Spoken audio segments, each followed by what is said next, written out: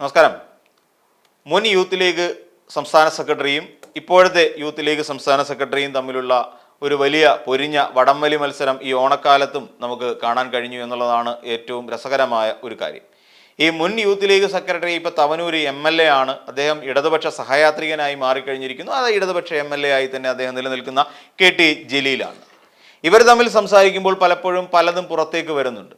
അപ്പം ഇടയ്ക്ക് അദ്ദേഹം പറഞ്ഞു, അവിടെ 3 പേർ മാത്രമുള്ള ഒരു കമ്പനിയുടെ സെയിൽസ് മാനേജരായി 5.25 ലക്ഷം രൂപ ശമ്പളം മേടിക്കുന്ന ഒരാളാണ് PK ഫിറോസ് എന്നുള്ള കാര്യം പുറത്തേക്ക് വന്നിരുന്നു.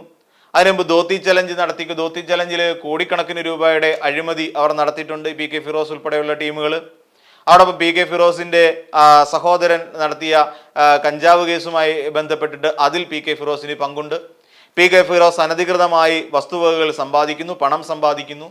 അങ്ങനെ PK ഫിറോസിന് കുന്നമംഗലത്ത് തന്നെ ഹൈവേയോട് ചേർന്ന് ഏകദേശം 10-15 സെന്റ് വസ്തു, അതും കോടിക്കണക്കിന് രൂപ വില വരുന്ന 10-15 സെന്റ് വസ്തുവും അതിൽ ഏകദേശം 1 കോടിയിലധികം രൂപ വിലമതിപ്പുള്ളതുമായ ഒരു വീടുണ്ട്. ചില ട്രാവൽ ഏജൻസികളുണ്ട്, അതായത് ഫ്രൈഡ് ചിക്കൻ സെന്ററുകളുണ്ട്, പിന്നെ വിദേശത്ത് ബിസിനസ് ഉണ്ട്, തുടങ്ങിയ ഒരുപാട് ആരോപണങ്ങൾ ഈ പറയുന്ന PK ഫിറോസിന് എതിരായി KT ജലീൽ എന്ന് പറയുന്ന MLA ഉയർത്തിക്കൊണ്ടുവന്നു. നല്ലത്, അത്തരത്തിലുള്ള നിരവധി ആരോപണങ്ങൾ ഇപ്പോഴും നിലനിൽക്കുന്നുണ്ട് എന്നുള്ളതാണ് വാസ്തവം. അപ്പോൾ അതിൽ ഏറ്റവും ഗുരുതരമായ ഒരു ആരോപണമായി KT ജലീൽ പറഞ്ഞത്, ഈ PK ഫിറോസ് വിദേശത്ത് ഒരു കമ്പനിയുണ്ട്, അതായത് ദുബായ് ബേസ്ഡ് ആയിട്ടുള്ള ഒരു കമ്പനിയുണ്ട്. ആ കമ്പനിയുമായി ബന്ധപ്പെട്ട് ആകെ 3 സ്റ്റാഫുകളാണ്. അതിലൊരു സെയിൽസ് മാനേജരും, ഒരു പർച്ചേസിംഗ് മാനേജരും, അതോടൊപ്പം തന്നെ മറ്റൊരു മാനേജരും. ഇങ്ങനെ 3 മാനേജർമാർ മാത്രമുള്ള ഒരു കമ്പനിയിൽ അക്കൗണ്ടന്റ് ഇല്ല, അവിടെ സിസ്റ്റം ഓപ്പറേറ്ററോ അങ്ങനെ തുടങ്ങി യാതൊരു തസ്തികകളോ എന്തിനാണ് ഒരു HR മാനേജർ പോലും ഇല്ലാത്ത ഒരു കമ്പനിയാണ് അവിടെ നടത്തിക്കൊണ്ടിരിക്കുന്നത് എന്നുള്ള വിശദ വിവരങ്ങൾ KT ജലീൽ പുറത്തുവിട്ടിരുന്നു. എന്നാൽ PK ഫിറോസ് ഇതുമായി ബന്ധപ്പെട്ട് കുറേ നാൾ വാതുറക്കാതിരുന്നെങ്കിലും പെട്ടെന്നൊരു ദിവസം വന്ന് വാതുറക്കുകയും ചെയ്തു. എന്നാൽ ഈ കമ്പനി താൻ അവിടെ കമ്പനി നടത്തുന്നുണ്ട്, അല്ലെങ്കിൽ താൻ ആ കമ്പനി ജോലി ചെയ്യുന്ന ഒരു തൊഴിലാളിയാണ് എന്നുള്ള തരത്തിൽ PK ഫിറോസ് ഇക്കാര്യങ്ങൾ വ്യക്തമാക്കിയിട്ടുണ്ട്. അതായത് PK ഫിറോസ് ഈ സെയിൽസ് മാനേജർ തസ്തികയിൽ പ്രസ്തുത കമ്പനിയിൽ ജോലി ചെയ്യുന്ന ഒരു വ്യക്തിയാണ് എന്ന് അദ്ദേഹം പറയുന്നുണ്ട്. എന്നാൽ ഈ കമ്പനി നടത്തിക്കൊണ്ടിരിക്കുന്നത് ഇല്ലീഗൽ ആക്ടിവിറ്റീസ്, അതായത് റിവേഴ്സ് ഹവാല പോലെയുള്ള പരിപാടികളാണ്. അതായത് ഇവിടെ നിന്ന് ഫണ്ട് മറ്റുള്ളവരുടെ കള്ളപ്പണം എന്ന് പറയും, ഈ കള്ളപ്പണം കൊണ്ടുവന്ന് വിദേശത്ത് കൊണ്ടുവന്ന് നിക്ഷേപിച്ചിട്ട് ഒരു തുക, അതായത് ബ്ലാക്കിനെ വൈറ്റ് ആക്കി എടുക്കുന്ന പരിപാടി. അപ്പോൾ അങ്ങനെ തൻ്റെ കയ്യിലേക്ക് പണം വന്ന് ഏകദേശം 5.25 ലക്ഷം രൂപ വീതം മന്ത്ലി ഏൺ ചെയ്തുകൊണ്ടിരിക്കുന്ന ഒരു വ്യക്തിയാണ് എന്ന റിവേഴ്സ് ഹവാല എന്ന് പറയുന്ന ഏറ്റവും ഗുരുതരമായ ഒരു സാമ്പത്തിക കുറ്റകൃത്യം, രാജ്യദ്രോഹപരമായ കുറ്റകൃത്യം നടത്തി എന്നാണ് KT ജലീൽ ഉയർത്തിയിരിക്കുന്ന വാദം. അപ്പോൾ ഇതിനെയൊക്കെ വെട്ടാൻ വേണ്ടിയിട്ട് തന്നെയാണ് PK ഫിറോസ് എത്തിയത്. അപ്പോൾ ആദ്യം തുടങ്ങിയിരിക്കുന്ന കൊപ്പത്തുള്ള, അതോടൊപ്പം ഹൈലൈറ്റ് മാളിൽ പ്രവർത്തിക്കുന്ന ME എന്ന് പറഞ്ഞിട്ടൊരു ഫ്രൈഡ് ചിക്കൻ സെന്റർ ഉണ്ട്. അതിലിപ്പം ആദ്യം പറഞ്ഞു ബിനാമിയുടേതാണ് എന്ന് പറഞ്ഞെങ്കിൽ പിന്നീട് താൻ തീരുമാനമെടുത്തു. അദ്ദേഹം തന്നെ PK ഫിറോസ് തന്നെ വ്യക്തമാക്കുന്നു അത് തൻ്റേതും കൂടിയാണ്. അഷറഫ് എന്ന് പറയുന്ന ഒരാളും പിന്നെ PK ഫിറോസും കൂടി പാർട്ട്ണർഷിപ്പ് വ്യവസ്ഥയിൽ നടത്തിക്കൊണ്ടിരിക്കുന്ന ഒരു ഫ്രൈഡ് ചിക്കൻ സെന്ററാണ് അത് എന്നുള്ള കാര്യം വ്യക്തമാക്കിയിരിക്കുന്നു. പിന്നീട് എന്ന് വെച്ചാൽ അത് എന്തുകൊണ്ട് മുസ്ലിം ലീഗിലെ പ്രവർത്തകർക്ക് എന്താ ബിസിനസ് ചെയ്യാൻ പാടില്ല എന്ന് വല്ല നിയമമുണ്ടോ? ഇല്ല, ആർക്കും എപ്പോഴും എവിടെയും ബിസിനസ് ചെയ്യാം എന്നുള്ളതാണ് വാസ്തവം. പക്ഷേ എപ്പോഴും KT ജലീൽ ഉയർത്തുന്ന ഒരു വാദമുണ്ട്. 2007 കാലഘട്ടത്തിൽ ഏകദേശം 47 ലക്ഷം രൂപ കടമുണ്ടായിരുന്ന PK ഫിറോസ് എങ്ങനെയാണ് ME പോലെയുള്ള അതൊരു ദേശീയ തലത്തിൽ വരെയുള്ള എനിക്ക് തോന്നുന്നു അങ്ങനെയുള്ള ഒരു ബ്രാൻഡഡ് ആയിട്ടുള്ള ഒരു ഫ്രൈഡ് ചിക്കൻ സെന്ററാണ്, നമ്മൾ ഈ KFC എന്നൊക്കെ പറയുന്ന പോലെ തന്നെ. അപ്പോൾ അതിലേക്ക് എത്തിപ്പെടാൻ ഇയാൾക്ക് എവിടെ നിന്നാണ് ഇതിന് മാത്രം തുക? ഈ പറയുന്ന അത്രയും വലിയൊരു വീട് വെക്കാൻ എവിടെ നിന്നാണ് ഇത്രയും വലിയ പണം? അതായത് ഈ പറയുന്ന 1.5 കോടി രൂപ മുടക്കി വീട് വെക്കാനൊക്കെ PK ഫിറോസിന്റെ കയ്യിൽ 47 ലക്ഷം രൂപ കടബാധ്യതയാണ് എന്ന് ആലോചിച്ച് നോക്കിക്കോണം. എന്നാൽ അദ്ദേഹത്തിന്റെ നാമനിർദ്ദേശ പത്രികയിൽ ഒരിടത്തും തനിക്ക് ഇത്രത്തോളം വരുമാനമുണ്ടെന്നും താനിങ്ങനെ വിദേശത്ത് ജോലി ചെയ്തുകൊണ്ടിരിക്കുന്ന ഒരാളാണെന്നും പറയുന്നേയില്ല. അതും നമ്മൾ ശ്രദ്ധിക്കേണ്ട ഒരു കാര്യമാണ്. അപ്പോൾ ഇങ്ങനെയൊന്നും പറയാത്ത ഒരു സാഹചര്യമാണ് ഏറ്റവും പ്രധാനം. എന്നാൽ ഇപ്പോൾ PK ഫിറോസ് വന്നതിൽ സംഭവിച്ചിരിക്കുന്നു. എന്നാൽ PK ഫിറോസിന് സ്ഥിരമായി ദുബൈയിലേക്ക് പോകേണ്ട ആവശ്യമില്ല. അപ്പോൾ അതെന്ത് തരം ബിസിനസ്സാണ്? അപ്പോൾ പറയുന്നത് അത് ഫുഡ് ട്രേഡിങ്ങുമായി ബന്ധപ്പെട്ട ഒരു ബിസിനസ്സാണ് താൻ നടത്തി വരുന്നതെന്നാണ് PK ഫിറോസ് പറയുന്നത്. ഫുഡ് ട്രേഡിങ്, അതിലെ സെയിൽസ് മാനേജർ ആയിരിക്കുന്ന ഒരാൾക്ക് ദുബായ് ബേസ്ഡ് ആയിട്ട് ഫുഡ് ട്രേഡിംഗ് നടത്തുന്ന ഒരു കമ്പനിയുടെ സെയിൽസ് മാനേജർ ഇന്ത്യയിൽ ഇരുന്നു കൊണ്ട് എന്ത് പണിയാണ് ചെയ്യുന്നത്? അതും വെറും 3 പേർ മാത്രമുള്ള ഒരു കമ്പനിയിൽ. അത് നമ്മൾ സംശയത്തോടു കൂടി തന്നെ ഒരുപക്ഷെ നോക്കിക്കാണേണ്ട ഒരു കാര്യമാണ്. ഞാൻ ഇപ്പോഴത്തെ കാലഘട്ടം അറിയില്ല, ഇപ്പോഴത്തെ കാലഘട്ടത്തിൽ ഇവിടെ ഇരുന്നാലും പണിയെടുക്കാൻ കഴിയും. അതൊക്കെ അങ്ങനെ ശരി തന്നെയാണ്. വർക്ക് ഫ്രം ഹോം എന്നൊക്കെ പറയുന്നത് നമ്മുടെ രാജ്യത്ത് അല്ലെങ്കിൽ ലോകത്ത് നടപ്പിലാക്കി വരുന്ന ചില സംവിധാനങ്ങളാണ്. പക്ഷേ ഒരു ഫുഡ് പ്രോഡക്റ്റുകൾ സെയിൽ ചെയ്യുന്ന, ട്രേഡ് ചെയ്യുന്ന ഒരു കമ്പനിയുടെ സെയിൽസ് മാനേജർ എങ്ങനെയാണ് നാട്ടിലിരുന്നുകൊണ്ട്, കേരളത്തിലിരുന്നു കൊണ്ട് ഇത് ചെയ്യുന്നത് എന്നാണ് നമുക്ക് മനസ്സിലാകാത്ത ഒരു കാര്യം. അതവിടെ നിൽക്കട്ടെ, ഇനിയും വേറെ എന്തെങ്കിലും അതിനകത്ത് രഹസ്യമുണ്ടോ എന്നുള്ള കാര്യമൊന്നും നമുക്കറിയില്ല.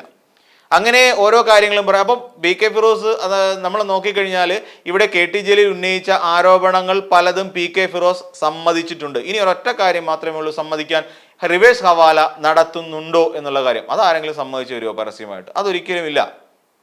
എന്നാൽ ഒരു കേസ് കൊടുത്തുകൂടെ എന്നൊരു ചോദ്യം സ്വാഭാവികമായും എല്ലാവർക്കും ഉണ്ട്. അതായത് രാജ്യദ്രോഹ കുറ്റം ചെയ്തുകൊണ്ടിരിക്കുന്ന ഒരാളാണ് പി കെ ഫിറോസ് എന്ന് കെ ടി ജലീൽ പല ആവർത്തി പറഞ്ഞ സാഹചര്യം.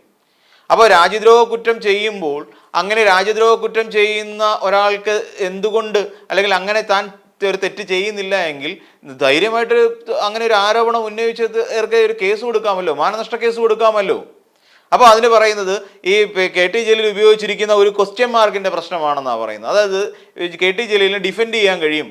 എന്താണ് ഈ പറയുന്ന പോലെ ക്വസ്റ്റ്യൻ മാർക്ക് ഇട്ടിട്ടാണ് ഞാൻ ഫേസ്ബുക്കിൽ എഴുതിയിട്ടുള്ളത്, അതുകൊണ്ട് തന്നെ ഇത് എൻ്റെ ഒരു സംശയം മാത്രമാണ് എന്ന് കെ ടി ജലീലിനെ ഡിഫെൻഡ് ചെയ്യാൻ കഴിയും എന്നുള്ളത് കൊണ്ട് മാത്രമാണ് ഞാൻ പരാതിയുമായി മുന്നോട്ട് പോകാത്തത്. ഇനിയും ഇത് തുടർന്നാൽ ഞാൻ വീണ്ടും മാനനഷ്ട കേസ് ഉൾപ്പെടെയുള്ള കാര്യങ്ങളുമായി മുന്നോട്ട് പോകും എന്ന് പി കെ ഫിറോസ് പറയുകയും ചെയ്യുന്നുണ്ട്. പക്ഷേ പലതും കൺവിൻസിംഗ് ആയ മറുപടികളല്ല എന്നുള്ളതാണ് വ്യക്തം. ഈ പറയുന്ന ഒന്ന്, പിന്നെ ഈ ധോത്തി ചലഞ്ചുമായി ബന്ധപ്പെട്ടിട്ട് അതിനകത്ത് കടന്ന കോടികളുടെ അഴിമതിയെക്കുറിച്ചും കെ ടി ജലീൽ വ്യക്തമാക്കുന്നുണ്ട്. എന്നാൽ ഈ മുണ്ട് വളരെ രാംരാജിന്റെ മുണ്ടോ മറ്റോ ആയിരുന്നു എന്ന് തോന്നുന്നു. അപ്പോൾ അത് തീരെ നിലവാരമില്ലാത്തതാണ് എന്ന് പലരും ഈ 3 വർഷം മുൻപ് തന്നെ കമന്റ് രേഖപ്പെടുത്തിയെന്നാണ് പറയുന്നത്. അപ്പോൾ പി കെ ഫിറോസ് സ്വാഭാവികമായിട്ടും പറയുന്നത് എന്താണ്, ഈ 3 വർഷം ഒരു മുണ്ട് ഉപയോഗിച്ച് കഴിയുമ്പോൾ സ്വാഭാവികമായും മുണ്ടിനുണ്ടാകുന്ന കാലപ്പഴക്കം കൊണ്ടുണ്ടാകുന്ന തകരാറുകൾ എന്നുള്ളതാണ്. ഏണ്ട 400 രൂപ വിലയുള്ള മുണ്ടാണ്, അല്ലെങ്കിൽ 600 രൂപ വാങ്ങിയിട്ടാണ് 250 രൂപ പോലും വിലയില്ലാത്ത മുണ്ട് ഈ ധോത്തി ചലഞ്ച് എന്നുള്ള പേരിൽ കൊടുത്തത്. അതിനെക്കുറിച്ച് ഈ പറയുന്ന ലീഗിലെ തന്നെ പ്രവർത്തകർ തന്നെ വ്യക്തമാക്കിയ കാര്യങ്ങളാണ്. വെറും 250 രൂപ പോലും വിലയില്ലാത്ത മുണ്ടുകൾ കൊടുത്തു. ഏകദേശം 2 ലക്ഷത്തി ചില്ലുവാനം മുണ്ടുകളാണ് ഈ രീതിയിൽ ധോത്തി ചലഞ്ചിന് വേണ്ടി ഇറക്കിയിട്ടുള്ളത് എന്ന് നമുക്കറിയാം. അപ്പം ജലീൽ തന്നെ പറയുന്നുണ്ട്, അതിൻ്റെ കണക്ക് ഒരു 100 രൂപ കുറച്ച് അങ്ങോട്ട് കയറി കഴിഞ്ഞാൽ ബില്ലിൽ ഒരു 100 200 വ്യത്യാസം വന്നു കഴിഞ്ഞാൽ ഈ 2 ലക്ഷത്തി ചില്ലുവാനം മുണ്ടുകൾ ഇവിടെ എത്തിക്കഴിയുമ്പോൾ ഉണ്ടാകുന്ന വ്യത്യാസം എത്രത്തോളം വലുതായിരിക്കും എന്നുള്ളതാണ്, എത്ര കോടിയായിരിക്കും എന്നുള്ളതിനെക്കുറിച്ചും കെ ടി ജലീൽ സംശയം പ്രകടിപ്പിക്കുന്നുണ്ട്. അപ്പം അതിനെക്കുറിച്ച് അവിടെ നടന്നിട്ടുള്ള സാമ്പത്തിക ക്രമക്കേടുകളെക്കുറിച്ചോ അല്ലെങ്കിൽ അങ്ങനെ ഒരു സാമ്പത്തിക ക്രമക്കേട് നടന്നിട്ടില്ല എന്നോ വ്യക്തമായി പറഞ്ഞിട്ടേ ഇല്ല പി കെ ഫിറോസ് എന്ന് നമ്മൾ ഓർക്കണം. അപ്പോൾ ധോത്തി ചലഞ്ചിനെ കുറിച്ച്, മുണ്ടിന്റെ ഗുണനിലവാരമില്ലായ്മയെക്കുറിച്ച് മാത്രം പറഞ്ഞു പോവുകയാണ് പി കെ ഫിറോസ് ചെയ്തത്. അല്ലാതെ ഞങ്ങൾ ആ മുണ്ടിന്റെ പുറത്ത് അവിടെ വെട്ടിയിട്ട് നടന്നിട്ടില്ല എന്നോ അല്ലെങ്കിൽ അങ്ങനെ വെട്ടിക്കത്തക്ക രീതിയിൽ ഒന്നും നടന്നിട്ടില്ല എന്ന് തെളിയിക്കാൻ വേണ്ടിയിട്ട് ഒരു ബില്ലുകൾ ഹാജരാക്കുകയോ അല്ലെങ്കിൽ ബില്ലുകൾ പൊതുജന മധ്യത്തിൽ കാണിച്ചു തരാനോ ഈ പി കെ ഫിറോസ് തയ്യാറായില്ല എന്നുള്ളതാണ് നമ്മൾ മനസ്സിലാക്കേണ്ട ഒരു കാര്യം. പിന്നീട് ഇതിനെല്ലാം കടത്തി വെട്ടാൻ വേണ്ടി കെ ടി ജലീലിനെതിരായി അദ്ദേഹത്തിന്റെ ലോകായുക്ത അടക്കമുള്ള കേസുകളുമായി ബന്ധപ്പെട്ടിട്ട് ഒരു പരാതി ഇങ്ങനെ ഉയർത്തിക്കൊണ്ടുവരുന്നു. ലോകായുക്തയിൽ അന്ന് കേസുമായി ബന്ധപ്പെട്ടിട്ട് അദ്ദേഹത്തിന് ശിക്ഷ വിധിച്ചിരുന്നു. അതിനെയും കെ ടി ജലീൽ കൃത്യമായി വെട്ടുന്നുണ്ട്. ആ കെ ടി ജലീൽ എങ്ങനെയാണ് വെട്ടെന്ന് ചോദിച്ചാൽ നമുക്കറിയാം, 2005 കാലഘട്ടങ്ങളിൽ ഇവിടെ കേരളത്തെ പിടിച്ചു കുലുക്കിയ ഒരു പെണ്ണുകേസ് ഉണ്ടായിരുന്നു. ആ പെണ്ണുകേസിന്റെ പേര് ഐസ്ക്രീം പാർലർ കേസ് എന്നായിരുന്നു. അതിലെ മുഖ്യപ്രതിയായിട്ടിരുന്ന ആള് നമ്മുടെ കുഞ്ഞാലിക്കുട്ടിയായിരുന്നു മുസ്ലിം ലീഗിൻ്റെത് എന്ന് നമുക്കറിയാം. അപ്പോൾ ആ കുഞ്ഞാലിക്കുട്ടിയെ കുറ്റവിമുക്തനാക്കിക്കൊണ്ട് ഉത്തരവ് വന്നതിലെ ഒരു ജഡ്ജി തന്നെയായിരുന്നു ലോകായുക്തയുടെ ജഡ്ജി എന്ന് അക്കാലഘട്ടത്തിൽ തന്നെ കെ ടി ജലീൽ വ്യക്തമാക്കിയിരുന്ന കാര്യം തന്നെയാണ്. അത് വീണ്ടും അദ്ദേഹം ആവർത്തിച്ചു. അതിനുശേഷം അതിനുവേണ്ടി എന്തൊക്കെ പ്രത്യുപകാരങ്ങൾ ഈ പറയുന്ന ജഡ്ജിക്ക് വേണ്ടി ചെയ്തു കൊടുത്തിട്ടുണ്ട് എന്നുള്ള കാര്യം കെ ടി ജലീൽ ആ കാലഘട്ടത്തിൽ തന്നെ വളരെ നേരത്തെ തന്നെ വ്യക്തമായി പറഞ്ഞിട്ടുള്ളതുമാണ്. എന്തുകൊണ്ടാണ് പി കെ ഫിറോസ് എന്ന് പറയുന്ന നേതാവ് അത് മറന്നുപോയത്? പിന്നെ മലയാള സർവകലാശാലയുമായി ബന്ധപ്പെട്ട് ഭൂമി വാങ്ങിച്ചതിന്റെ അഴിമതി, കോടിക്കണക്കിന് രൂപയുടെ അഴിമതിയുണ്ട് എന്ന് ഇത്തവണ പി കെ ഫിറോസ് പറയുന്നുണ്ട്. അതിന്റെ എല്ലാ തെളിവുകളുമായി താൻ പുറത്തേക്ക് വരും എന്ന് പറയുമ്പോഴും അതിനെയും കൃത്യമായി കെ ടി ജലീൽ വെട്ടിക്കൊണ്ടാണ് നിൽക്കുന്നത്. കാരണം ആ കാലഘട്ടത്തിൽ, അതിന്റെ ഭൂമി ഇടപാട് നടക്കുന്ന കാലഘട്ടത്തിൽ താൻ മന്ത്രിയായിരുന്നില്ല, താനായിരുന്നില്ല ആ വകുപ്പ് ഹാൻഡിൽ ചെയ്തുകൊണ്ടിരുന്നത്. പിന്നീട് താൻ പദ്ധതികൾ തുടരുകയാണ്. അതിനകത്ത് ഒരു കഴഞ്ച് അഴിമതി ഉണ്ട് എന്ന് തെളിയിക്കാൻ പി കെ ഫിറോസിന് കഴിയുമോ എന്ന് വെല്ലുവിളിച്ചിരിക്കുകയാണ് കെ ടി ജലീൽ. എന്ന് വെച്ച് കഴിഞ്ഞാൽ കെ ടി ജലീൽ വളരെ സംശുദ്ധമായ രീതിയിൽ അല്ലെങ്കിൽ കാര്യങ്ങളെല്ലാം വളരെ നേർക്ക് അവതരിപ്പിക്കുമ്പോഴും ഇവിടെ നമ്മൾ മനസ്സിലാക്കേണ്ട നിരവധി കാരണങ്ങൾ ഇവിടെ ഒരു പി കെ ഫിറോസ് വന്ന മാധ്യമങ്ങളെ കണ്ടുവെങ്കിൽ തന്നെയും ഇപ്പോഴും ആശയക്കുഴപ്പങ്ങൾ നിരവധിയായിട്ടുണ്ട്. അപ്പോൾ കേസ് കൊടുത്തൂടെ എന്നാണ് ചോദിക്കുന്നത്. ഒരുപക്ഷെ കേസ് കൊടുത്ത് പി കെ ഫിറോസ് പിടിയിലാകാനുള്ള സാധ്യതകൾ നമ്മൾ കാണുന്നുണ്ട്. അതായത് റിവേഴ്സ് ഹവാല എന്ന് പറയുന്ന ഒരു കാര്യം നടക്കുന്നില്ല എന്ന്, അല്ലെങ്കിൽ അങ്ങനെ ചെയ്തിട്ടില്ല എന്നോ, അല്ലെങ്കിൽ എന്താണ് റിവേഴ്സ് ഹവാല നിങ്ങൾക്ക് അറിയുമോ എന്നാണ് മാധ്യമപ്രവർത്തകരോട് ചോദിക്കുന്നത്. അപ്പോൾ ഇത്തരത്തിൽ അവിടെ ഈ പറയുന്ന എന്നിട്ട് പറയണം അവിടെ ദുബായിയുടെ ഒരു ബിസിനസിന്റെ രീതികൾ അങ്ങനെയാണ്, അവിടെ ഒരാളുണ്ടെന്നുണ്ടെങ്കിൽ ഒരു കമ്പനി ആക്കാം. ഈ കമ്പനി ജോലിക്കാർ വേണ്ടേ? ഫുഡ് ട്രേഡിംഗ് എന്ന് പറഞ്ഞു കഴിഞ്ഞാൽ ഫുഡ് പാക്കിംഗ് സെഷൻ ഉണ്ടാവണ്ടേ? പാക്കിങ്ങിന് ആൾ വേണ്ടേ ട്രേഡ് ചെയ്യാൻ വേണ്ടിയിട്ട്? അതല്ലെന്നുണ്ടെങ്കിൽ ഇതിൻ്റെ ഈ എത്രത്തോളം സുരക്ഷിതമാണ് ഇത് കഴിക്കുന്നത് കൊണ്ട്, അത്തരത്തിലുള്ള നിരവധി കാര്യങ്ങൾ വേണ്ടി. ഇതൊന്ന് ക്ലീനിങ് ഉണ്ടാവും, പാക്കിംഗ് ഉണ്ടാവും, പിന്നീട് ഇത് എക്സ്പോർട്ട് ചെയ്യാൻ ആളുണ്ടാവും, എക്സ്പോർട്ടല്ല ഇത് ട്രാൻസ്പോർട്ട് ചെയ്യാൻ ആൾക്കാരുണ്ടാവും. അങ്ങനെ നിരവധി ആളുകൾ ഇതിൻ്റെ പിന്നിൽ ഒരു ഫുഡ് ട്രേഡിംഗ് കമ്പനിയിൽ പ്രവർത്തിക്കണ്ടേ? ഒരു സെയിൽസ് മാനേജറെ സംബന്ധിച്ചിടത്തോളം ഇത് സെയിലിന് എത്തിച്ച് അവിടെ, അതായത് ഒരു കസ്റ്റമറിലേക്ക് അല്ലെങ്കിൽ എവിടെയാണോ ഔട്ട്ലെറ്റുകൾ, ആ ഔട്ട്ലെറ്റുകളിലേക്ക് എത്തിക്കുന്ന വരെയുള്ള പ്രവർത്തനങ്ങളിൽ കാര്യക്ഷമമായി ഇടപെടണ്ടേ? അപ്പോൾ 3 പേര് നിന്നുകൊണ്ട് എങ്ങനെയാണ് ഒരു കമ്പനി, അത് ഫുഡ് ട്രേഡിംഗ് കമ്പനി നടപ്പിലാക്കുക അല്ലെങ്കിൽ നടത്തിക്കൊണ്ട് പോവുക എന്നുള്ളത് ഇപ്പോഴും നമ്മുടെ മുന്നിൽ ആശയക്കുഴപ്പമായി നിലനിൽക്കുന്നു. ബാക്കി എല്ലാ സംശയ ദൂരീകരണവും കിട്ടി. അദ്ദേഹം ട്രാവൽ ഏജൻസി നടത്തുന്നുണ്ട്, അതോടൊപ്പം എമ്മി എന്ന് പറയുന്ന ഒരു ഫ്രൈഡ് ചിക്കൻ സെന്റർ നടത്തുന്നുണ്ട്.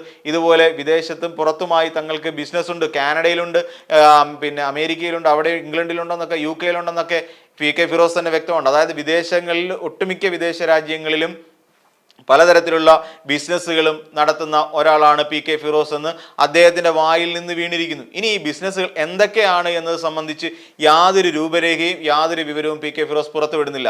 അത്രയ്ക്ക് സുതാര്യനായ ഒരു വ്യക്തിയാണ് പി കെ ഫിറോസ് എങ്കിൽ എന്ത് തന്നെയാണെങ്കിലും അദ്ദേഹം നടത്തുന്ന ഇപ്പോൾ ഫുഡ് ട്രേഡിംഗ് കമ്പനിയാണെന്ന് പറയുന്നു, ആ ഫുഡ് ട്രേഡിങ്ങിൽ എന്തൊക്കെ ഫുഡുകളാണ് അവിടെ ട്രേഡ് ചെയ്യുന്നത് എന്നുള്ളതിനെക്കുറിച്ചും വ്യക്തത വരുത്തണം. അപ്പോൾ അല്ലെങ്കിൽ അത് ഏത് ലേബലിലാണ്, ഏത് കമ്പനി, ആ പ്രോഡക്റ്റിൻ്റെ ഒരു പർട്ടിക്കുലർ പ്രോഡക്റ്റ് ആണെങ്കിൽ ആ പ്രോഡക്റ്റിൻ്റെ പേരെന്താണ്, ഇങ്ങനെ തുടങ്ങി നിരവധി കാര്യങ്ങളില്ലേ?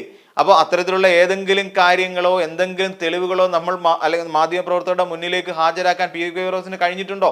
ഇല്ല.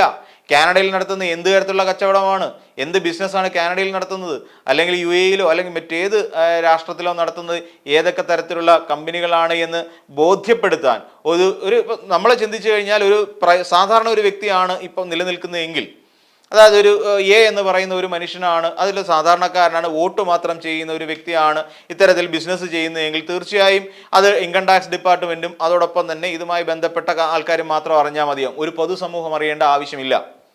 അതേസമയം ഒരു പൊതുപ്രവർത്തകനായി ഒരു പൊതുപ്രവർത്തനത്തിൻ്റെതായി എല്ലാ ആനുകൂല്യങ്ങളും പറ്റിക്കൊണ്ട് നിൽക്കുന്ന ഒരു വ്യക്തിയാണ് താനെങ്കിൽ, തനിക്കെതിരായി റിവേഴ്സ് ഹവാല ഇടപാട് ഉൾപ്പെടെയുള്ള കാര്യങ്ങൾ അല്ലെങ്കിൽ അങ്ങനെ ഒരു ആരോപണം സമൂഹ മധ്യത്തിൽ നിലനിൽക്കുന്നുണ്ടെങ്കിൽ തീർച്ചയായും ഈ പറയുന്ന പി കെ ഫിറോസിന് ഒരു ബാധ്യതയുണ്ടെന്നേ. ഈ കാര്യങ്ങൾ അതിന് ഒരു സുതാര്യത വേണമെന്നേ.